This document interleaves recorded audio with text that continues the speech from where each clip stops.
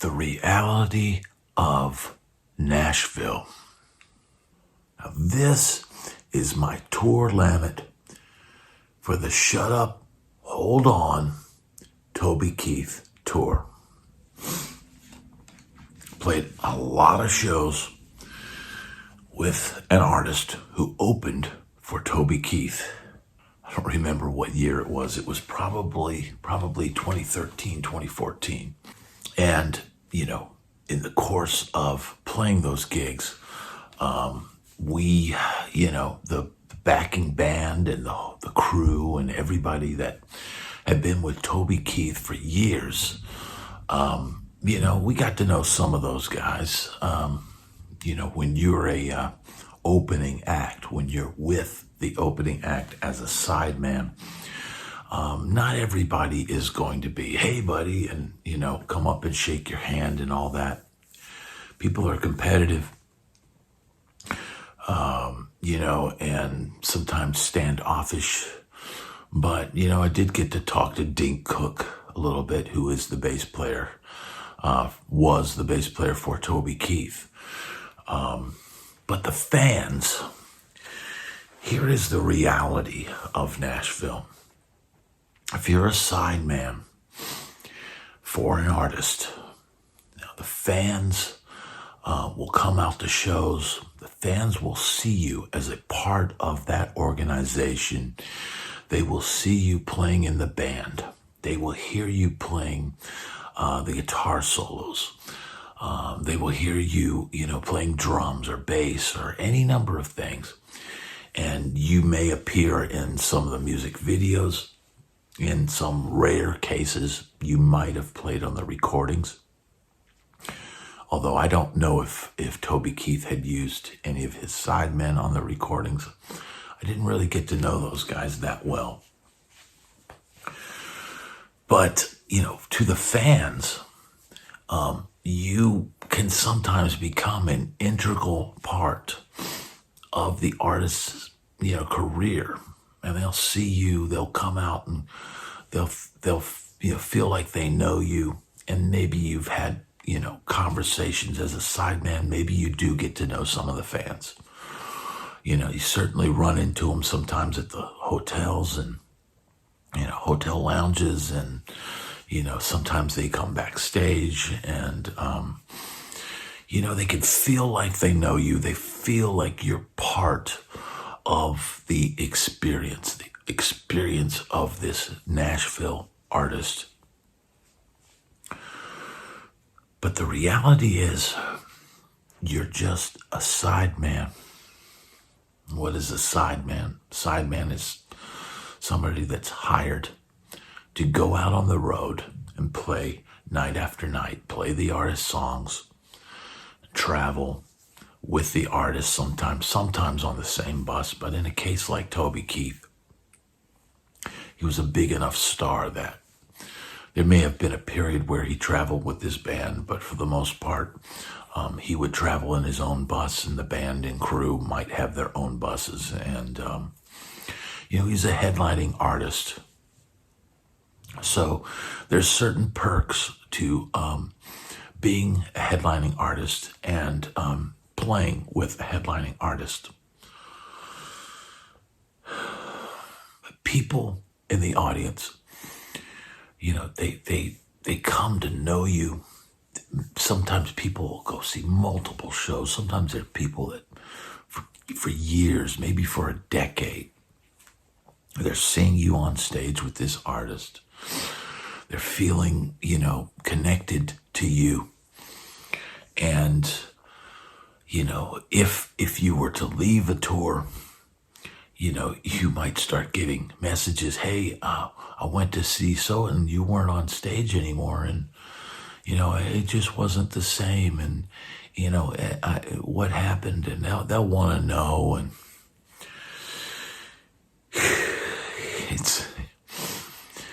you're a sideman. And sidemen aren't, you really don't have any power. You play for the artist as long as the artist is willing to have you. And that lifestyle is tough. It's very much fly by the seat of your pants, and things can happen. Technical difficulties can happen. And, there are et tu brute moments where sometimes other members of a band can stab, someone that's in the band in the back, and people can lose their gig. There's a lot of things that can happen. But the reality is, and this was brought to my attention because Toby Keith, they did a tribute for Toby Keith, and I believe it was filmed at Bridgestone Arena, but it just aired Wednesday night, the 28th, last night. This is being filmed on the morning of the 29th. And as I was scrolling through my feed last night, after people had watched this special had Lainey Wilson, it had Luke Bryan, it had Jelly Roll, it had Darius Rucker. And these were all, famous name artists. Carrie Underwood was on it. Famous name artist with a backing band. And here's where the issue comes for some people. With a backing band playing Toby Keith's biggest hits. And I didn't watch the special. I had a good time on that tour. And a strange incident happened towards the end of my tenure with the artist that I was playing with. And I'm very thankful for that artist and the opportunities that I had. And I'm very thankful to Toby Keith for playing those shows and being part of that tour. But at one point, I gave my all on stage. I gave up everything I had every night. So, when it was time for guitar solos, I ran out front. I'd go out on the catwalk and, I'd play my solos. I sang. I played with every ounce of my being, and I gave my heart to every performance. And at some point, one of the stage managers for Toby Keith came up to me out of the blue, and he obviously knew something that I didn't know. But he came up to me and said, "Hey man, I've really enjoyed watching you, every night." And, and started, complimenting me on my performance. And, but he may have been told that, I was leaving the tour, and maybe that it was my own choice. And so I didn't realize that he was trying to, tell me, hey, good job and goodbye and good luck, kind of thing.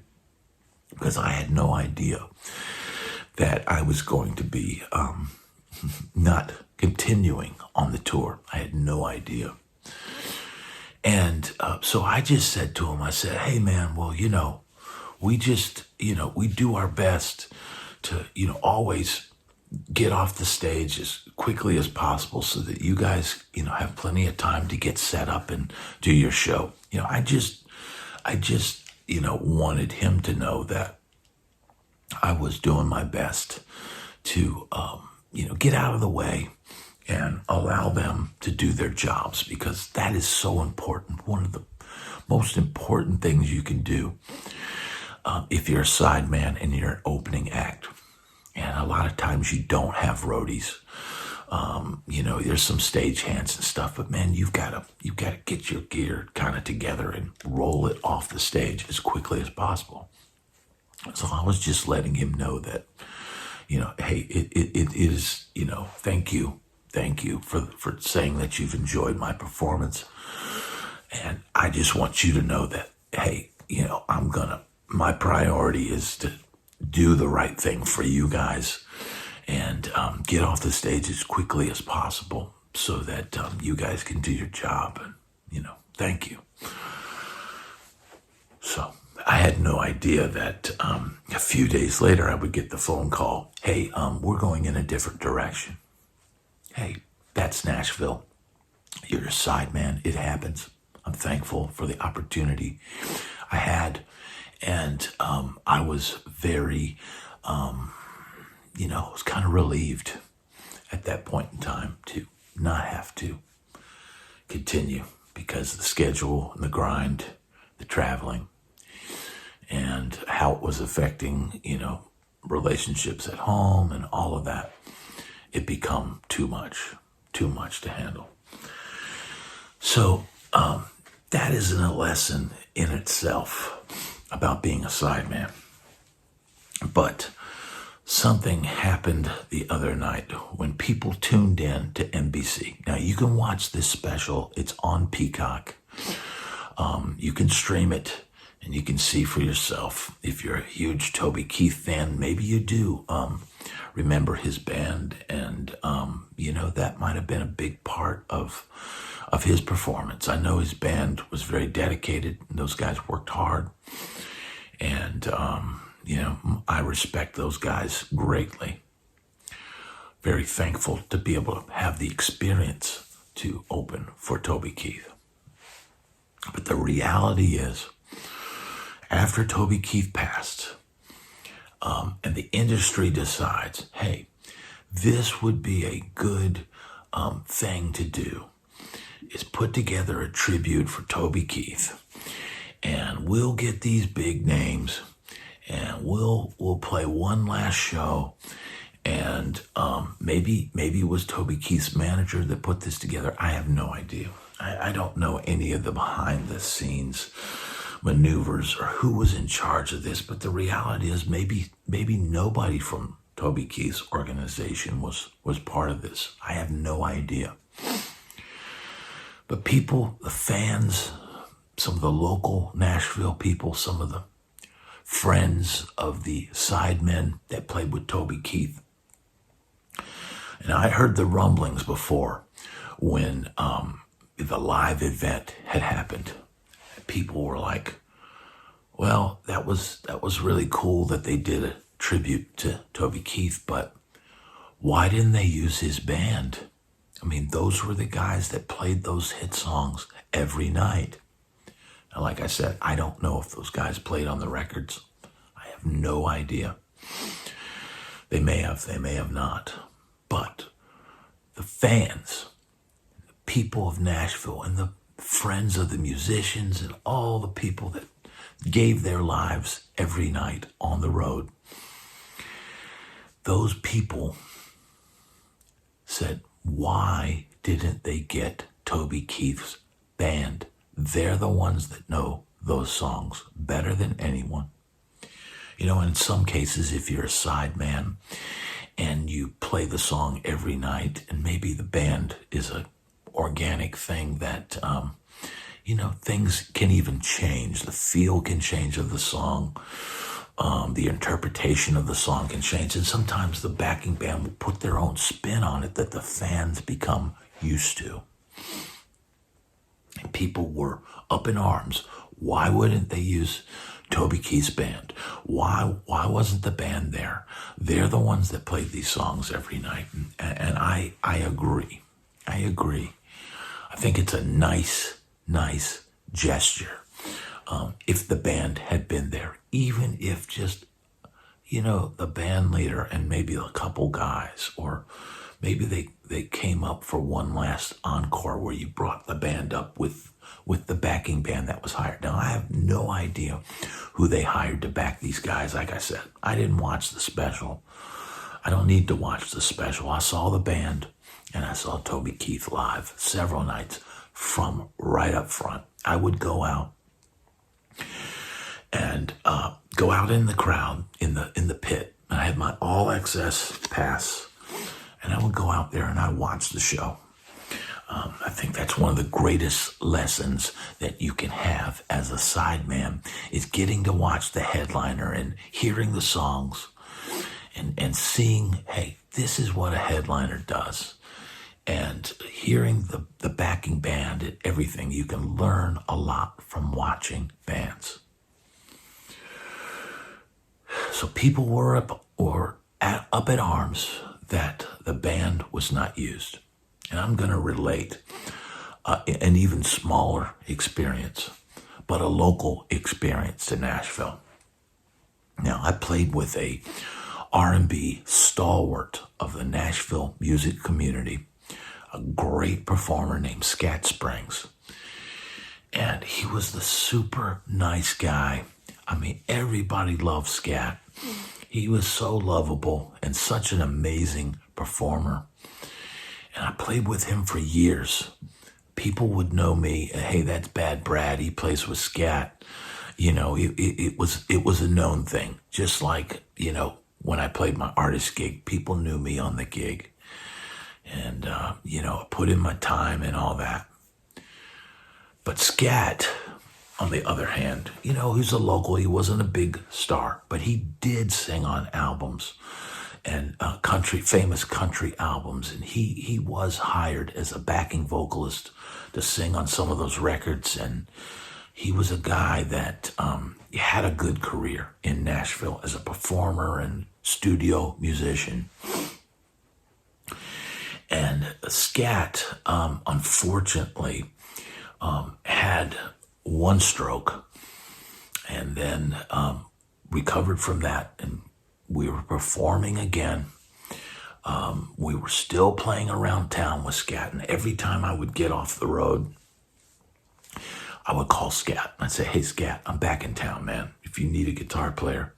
And, you know, I was so thankful that he would put me back in. He would defer to the guy who was doing the gig currently. But then if he thought, I think Bad Brad would be better, he would call me and he would put me on the gig.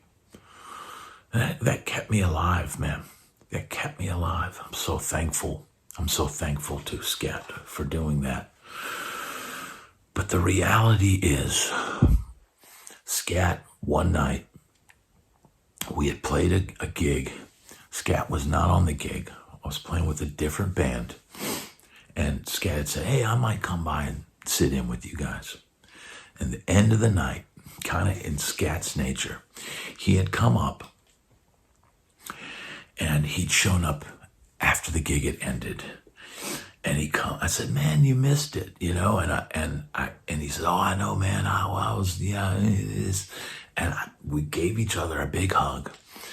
And, you know, it wasn't something that we always did, but it was like, hey, man, you know, we missed you, you know, kind of thing. And, you know, I packed up my gear and I headed out just like I always do at the end of gigs. I didn't stick around. And Scat was, you know, he was making the rounds that night, going around town, going to the different clubs. And he was going to end up at the place where we did a lot of gigs, which was Bourbon Street Blues and Boogie Bar. So I went home. Scat went down to Bourbon Street to hear some music and dance and enjoy the night. And at some point, while he was at Bourbon Street, Scat had a stroke right inside the club, and he came very close to passing. I mean, he was in extremely bad shape.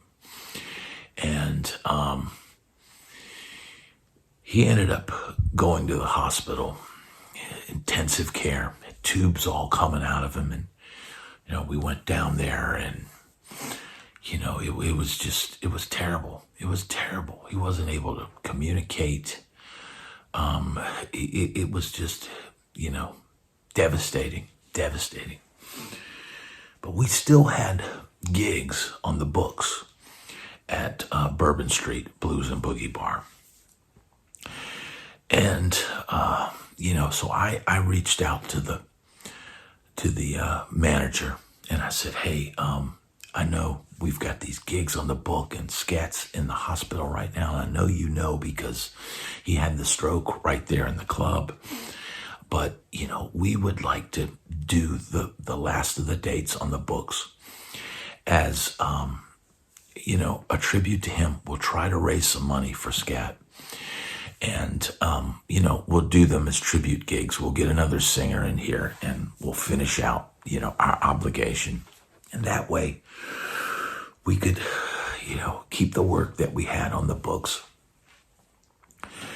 and pay tribute to scat, raise a few bucks, and that would be our way of finishing up these gigs. So I think it was maybe 3, maybe 4 gigs on the books, probably just 3. And we, set up a separate tip bucket, and especially the last one that was booked. And we had one where there was a big confusion. Scat was known for sometimes double booking things. And there was a big mishap where I think on a Thursday we realized there's a wedding gig booked that we had no idea about because Scat had taken the deposit, but he's in intensive care and had no way of notifying us, hey guys, we got a gig this week, a wedding. And he had taken the deposit and, all of a sudden we get this call, hey guys, we've got this wedding gig and we're supposed to play Bourbon Street. And what are we going to do? Well, the deposit had already been taken and it was gone. So, but we were obligated, we felt obligated to do this wedding gig because you can't leave somebody not having a band, at the last minute like that after the deposit's been taken. And, we were hoping to keep our relationship with the booking agent and all that and be able to continue on. So I had to make the difficult call to call Bourbon Street and say, hey, we've got a situation here. We didn't realize that we had this wedding gig on the books and we're going to have to back out of this one gig that we had on the calendar, but we still had one more after that. I said, look, we still want to do the gig, the following week, and we'll do that as a tribute to Scat.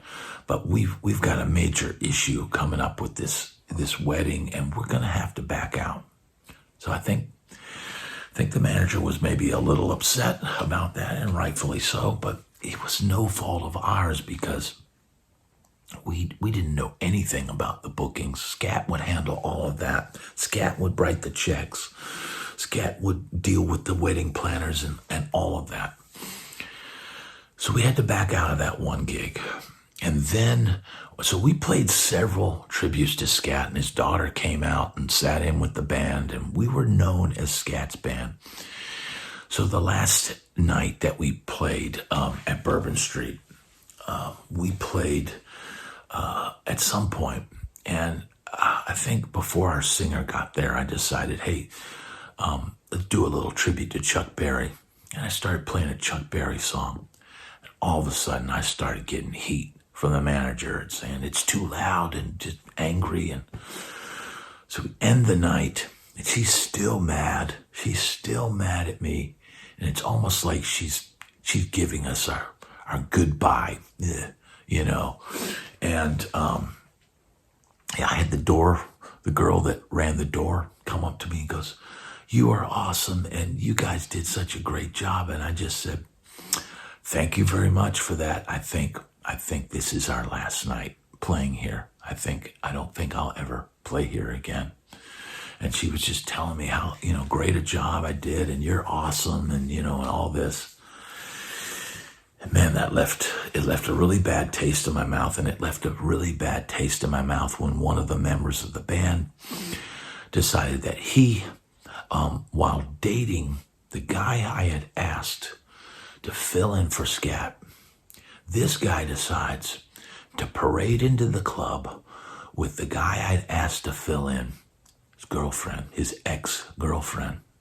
He decides to parade in there with the guy we asked to fill in's ex-girlfriend, and they proceed to commandeer there were 2 tip buckets. There was one where we collected donations, and there was one to help pay the band. And he decided to commandeer the tips that were designated for the band. Oh, we're going to use this to, buy some insurance for Scat. We're going to use this to buy some insurance. And commandeered the tip money so that basically We walked out of there after 4 hours of playing with maybe $125 each. I forget the exact figure, but man, and I told this guy, I said, man, you can do this right now. You can take this money, but you are going to be stabbing yourself in the back because I am never going to work with you ever again. And he took the money. And I don't know, I don't think they used any of that money to buy insurance or anything. He just commandeered that money and it was gone with the wind. I don't know exactly what happened, but that is what I think happened. And he sealed his fate because nobody wanted to work with him after that. Nobody in our clique wanted him on gigs anymore after he pulled that stunt. And to pull that, trying to pay tribute and finish out the last gigs that we had on the books for such a great man to work for was just inexcusable. But they are now both gone. Scat is gone and this person is gone, and I hope that they rest in peace. I only want the best for everybody. And ultimately, when it's all said and done, it doesn't matter. But the same thing happened with Toby Keith's backing band, who had given their life and their time and their performance and their skill and their talent, had given their skill and talent. And locally, somebody else decided to do their own tribute concert to Scat. And not one band member from Scat's band was called to say, hey guys, we're going to do this tribute at 3rd and Lindsley for Scat Springs, and we're going to try to get Vince Gill, and we're going to try to get, all these people to come pay tribute to Scat. They never even thought about us. They never even thought to call us, because we were the guys that knew him better than anybody else. Just like Toby Keith's band, they were the ones that knew his songs inside and out. It wasn't just reading off a chart. It wasn't just after a few rehearsals doing your best. These guys had lived it and loved it and toured it. But when it came time to play at the tribute show, his backing band, Toby Keith's band, was nowhere to be seen. And when it came our time to back our friend, who'd given his life, had literally had his stroke in the club that we had played together, and when it came time to put together a tribute for him, we were not called at all. That is the reality of Nashville, and that is the reality of being a sideman.